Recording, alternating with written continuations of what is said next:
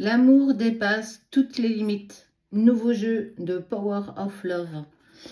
On te parle de lien d'âme, mais surtout de l'ange de l'amour.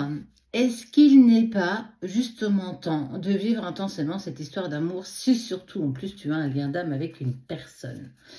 On peut être sur quelque chose où effectivement tu as pu être à un moment donné dans une sorte de séparation, mais l'univers, ça y est, te dit enfin, le moment est propice. En plus, on te dit que tu es clairement bien entouré. Pas forcément de ta famille et de tes amis. On peut être vraiment sur tes guides, l'univers, la source, peu importe. En tout cas, tu es clairement bien accompagné. Enfin, il y a cette vérification de lien d'âme qui est en train de se faire.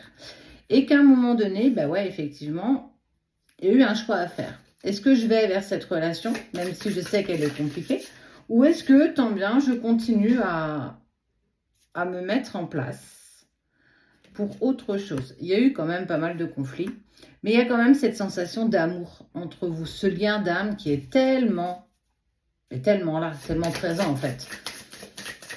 Il y a des choses sur lesquelles on ne peut pas douter. Il y a des choses sur lesquelles on ne peut pas avoir de doute. Il y a eu ce qu'on a appelé la lune de miel, qui peut-être n'a pas été pas très intense, très longue. Souvent, la lune de miel, ça dépend véritablement des relations, peut prendre plus ou moins beaucoup de temps. Ça peut être en quelques semaines, quelques mois, d'autres quelques années. On est quand même sur une variable plus rare. Mais on te parle véritablement d'amour véritable. Regarde, en plus c'est Paris. On te parle d'amour véritable, de lien d'âme. L'ange de l'amour, en fait, pour moi, Cupidon, peu importe.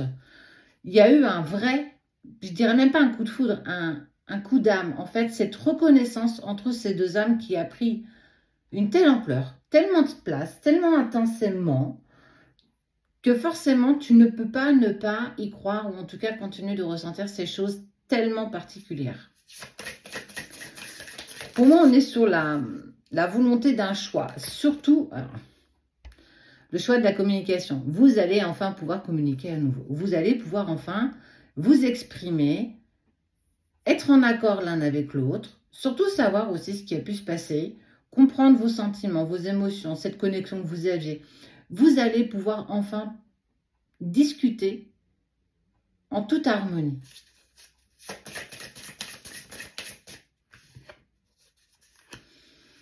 Vous avez pu être aussi sur une distance. Alors, on peut parler de distance géographique, mais on peut aussi parler de distance physique. Le silence, la distance, l'incompréhension, la non-communication.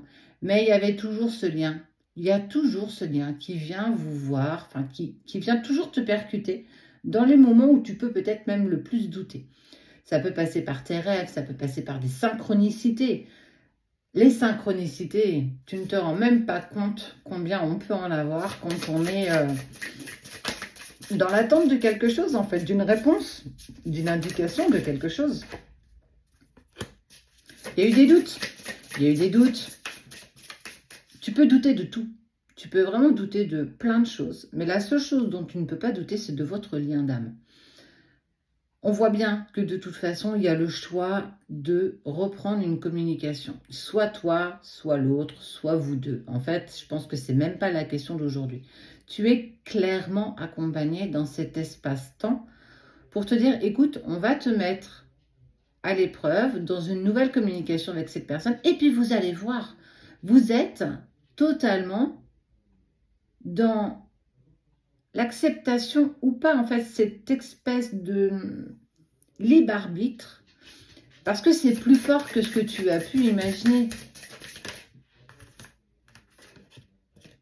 Et on parle de toi. Ah là oui, tu as des doutes. Bien sûr que c'est légitime d'avoir des doutes. Bien sûr que c'est légitime d'avoir peur qu'ils reprennent la poudre d'escampette. Mais surtout, tu es passé par une phase de solitude.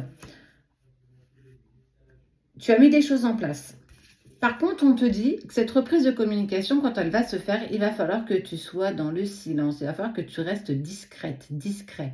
Il va falloir que tu évites au maximum d'en parler autour de toi. Ce n'est qu'un prémisse de vos retrouvailles. C'est quelque chose de très fragile. Ne va pas, s'il te plaît, trop vite. Garde pour toi cette reprise de communication, garde pour toi ces émotions que tu vas partager avec cette personne. N'en parle pas maintenant, ce n'est pas encore le bon moment. On te dit vraiment de faire silence et faire vraiment vœu de discrétion dans ce que vous allez partager très, très prochainement.